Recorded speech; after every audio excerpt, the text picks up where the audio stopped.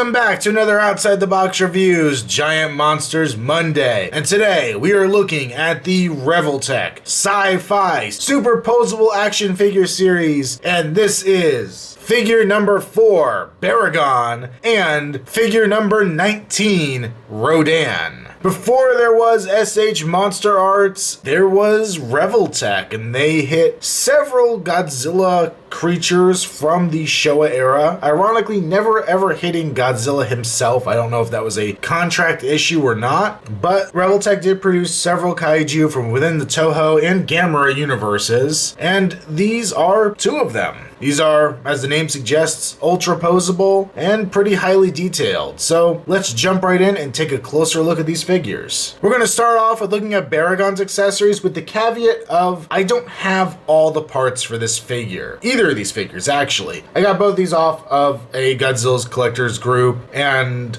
I don't know if the person on the other end lost the pieces, or if they somehow fell out of the box during transit, or I lost them, though I think that's highly unlikely because I searched pretty hard for them. But unfortunately, I am missing several pieces to Baragon and to Rodan, and I'll go over those as I go along. First off, we get a nameplate. It's a triangular shaped plate. It's a little peg hole in the bottom, hollow in the back. And here, if I can read Japanese, I believe this says Baragon in the big letters here. And across the bottom, I believe is the movie he's from, which in America is Frankenstein Conquers the World, but I believe in Japan it may have been Frankenstein vs. Baragon, 1965, the year the movie came out. Nice to have a little nameplate, even if I can't actually read it. Every Revoltech figure comes with a little orange box that you can pop open, and there's a coin inside, and I guess you could use these as some kind of point system. I really don't know too much about the Revoltech stuff and what you can use it for, but some kind of coin. Also, you could store smaller parts in here. So, decent little box. Then we have a tree. This just looks like something you'd get out of like a train set or something that has a little tuft of grass in the bottom, the trunk of it and the top. It's very well detailed, nice paint apps on it, nice sculpting, so not much to complain about there. It's a simple little diorama piece to add into the mix. Now, one piece I am missing is there should be a second tree. Don't have the second tree, so that's a bit of a bummer. And then we have a little house, and this is kind of cool, little A-frame house, very recognizable from the film, with the little steps leading up to it, bit of a fence, the grass growing all around, a big dent in the roof where Baragon attacks, the door is slightly open. A lot of great detail on this little tiny house. Look at the broken window back there. Very cool, very fully detailed, very nicely done. I dig this little accessory. And you can see there is a little peg hole right here that would house the other accessory that I'm missing, which is a horse. There is a little horse that came with its own little display base. You could have them separate, or I believe you could peg him right here up in front of the house. And I'm bummed to not have that because there actually is a really cheesy scene in the film of Baragon eating that horse, and it would have been kind of cool to have. But of course, the most important thing is that I have the figure itself, and it is really, really cool looking. And I've heard some complaints about Baragon's color scheme, but I actually really dig the way they painted him. In the film, it's kind of hard to tell in different parts. He goes between a darker brown and kind of a reddish brown. And I think this is a pretty good mix between the two. It is definitely a brown, but it's a little on the lighter side, so you can kind of pick up those reddish hues. And it does have a dark wash over top of it, getting at all the little crevices of it and making it darker and grosser looking, which works because this is a subterranean character. Going up to the face, we have his big old ears on there, very nicely painted, expressive eyes, a lot of teeth painted in there. You open up his mouth, you can see a little pink tongue in there. The horn on his head is pretty cool. It's hard to see here, but it's vaguely translucent, so it will kind of illuminate under the right lighting, which in the movie it is an illuminated horn, so without actually putting batteries in this thing and making it light up, is a pretty cool way to achieve that effect. Coming down the back of the head, we have all the rows of spikes, all the ridges in here. If you look in here, it almost looks like it's dusty, but it's actually the way it's painted, kind of a lighter tone inside there. A lot of great wrinkles on the neck,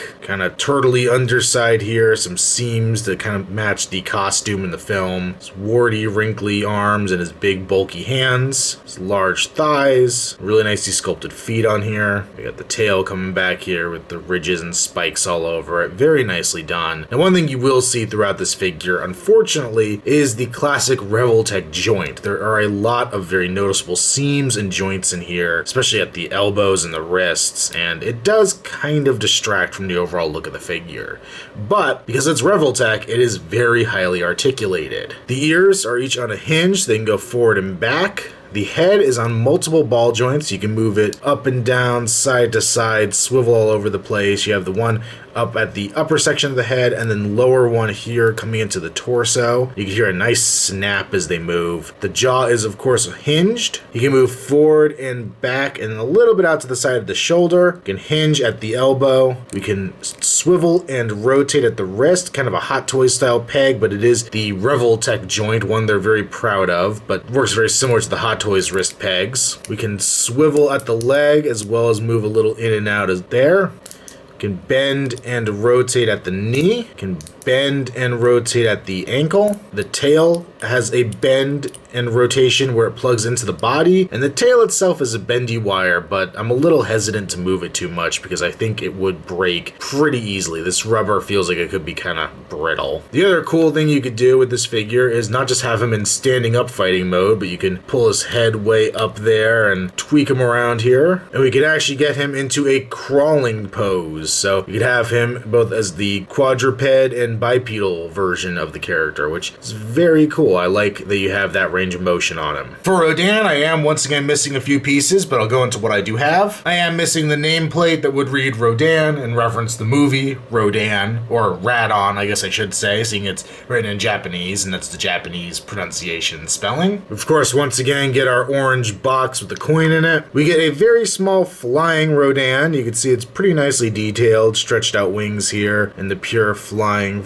pose. I like this a lot. Very cool looking. It's something they would have used a puppet for in the film for the most part, so it's kind of neat to have it like this. And this comes with a clear display rod that would peg into that hole on the underside, and it should come with an additional base that you would peg it into and have them just hovering off the ground, but I don't have that little base on the bottom here. But the coolest accessory that Rodan comes with is this building here. It's kind of like a just office building. It's a little sign here on the side. You can see all the cracks going through it. And it has a couple peg holes in it as well. There's one back here. And then you take this building and actually transform it. You can rotate this top and have it kind of caving in, cracking away. And then we can actually puncture through the top here. And there are some extra peg holes down inside of this. These rubble pieces are actually on ball joints, as you see as I pop it out. So this building is supposed to come with an additional pole that you can actually peg Rodan into and have him sitting on top of the building or flying over top of the building. Fortunately, I don't have that. I've tried using the other post that the smaller Rodan goes with, but it's not sturdy enough to support the weight of that figure, which really stinks. However, I have on occasion used this rear peg on here to peg in the clear stand and just try to create an illusion that the smaller Rodan is flying way back behind this building in the distance. This works pretty well in a diorama because in the original Rodan, there were two of the giant pterodactyls, so you could have the big one front and center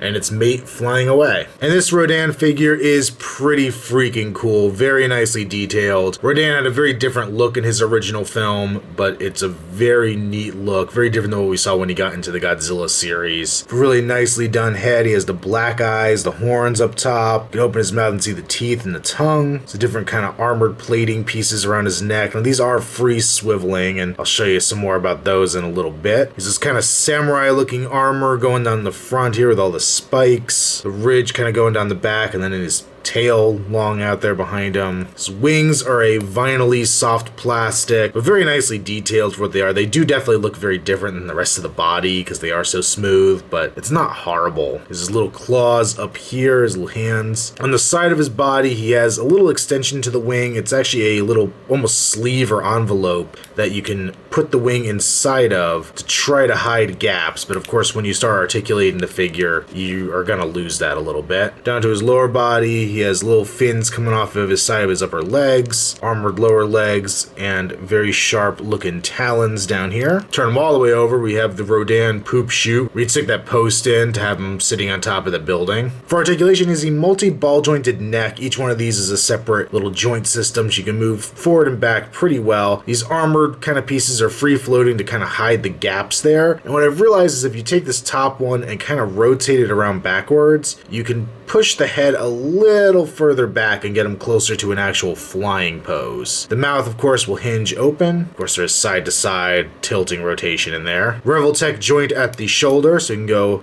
up and down. You can rotate that, of course, to get forward and back out of it. These require a lot of playing around with, but you can get a lot of poses. You can bend at his little pterodactyl wrist here, and you can also rotate it a little bit. It will tend to pop out, though. There's a bendy wire through the wings, so you could bend this entire outer kind of membrane here if you wanted. There's a mid-torso ball joint, which ratchets nicely forward and back, side to side. Move the leg forward and backwards, as well as rotate. You can bend at the knee, and then you can bend and rotate his toe. Not his whole foot, he still has the back claw permanently affixed, but you can move the toe enough. So those are these two Revoltech figures, and as you can see together, they are a little out of scale with one another. The building Rodan sitting on top of is considerably larger, or should be considerably larger, than the little A-frame house that Baragon destroys, but of course they're roughly the same size here. The plus side is, if you think of these figures less as being the actual monsters and more of being guys in suits, these two figures are in scale with one another, and you can kind of put them in whatever environment you want them in. And if we bring in the SH Monster Arts Godzilla 64, I don't think he's too out of scale with these guys either. They shrunk him down a little bit as opposed to the other figures in the Monster Arts line, and it's not perfect, but this kind of works. If we stand up Baragon a little bit here, you can see he's still kind of crouched down, but he's not too much shorter than Godzilla, and I think that works well enough for a Destroy All Monsters style display. So both of these figures are going to get the cult classic status. I think they are both